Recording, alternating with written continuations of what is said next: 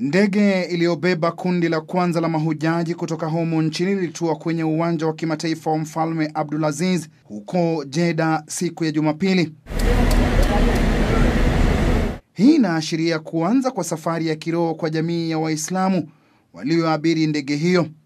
Maafisa kutoka Baraza Kuu la Waislamu nchini walikuwa miongoni mwa wale waliopokea mahujaji hao, wakiandamana na balozi wa Kenya nchini Saudi Arabia Aden Mohamud Mohamed. Haijatokea kama mwaka huu consulate wetu Bwana Mahmud Mohamed kusimama na sisi, amini msiamini, kutoka jana alfajiri yuko hapa mpaka saa hii jioni pia yuko hapa na sisi kupokea mahujaji. Ubalozi wa Kenya nchini humo unatekeleza wajibu mkubwa katika kufanikisha safari hiyo ya mahujaji huko Jeddah. Mahujaji 4,500 kutoka Kenya wanatarajiwa kushiriki maadhimisho ya Haji mwaka huu.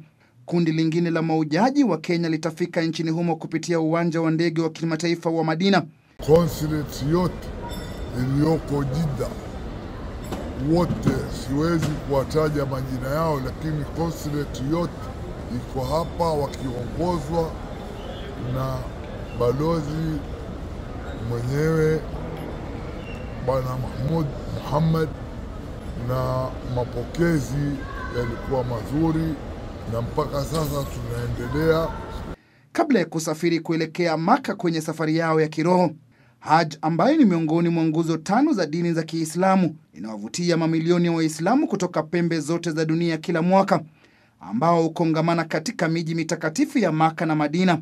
Kilele cha maadhimisho ya Hajj ambayo ni safari ya kiroho hukamilishwa siku ya Arafa ambayo hufuatiwa na sherehe za Eid al-Adha.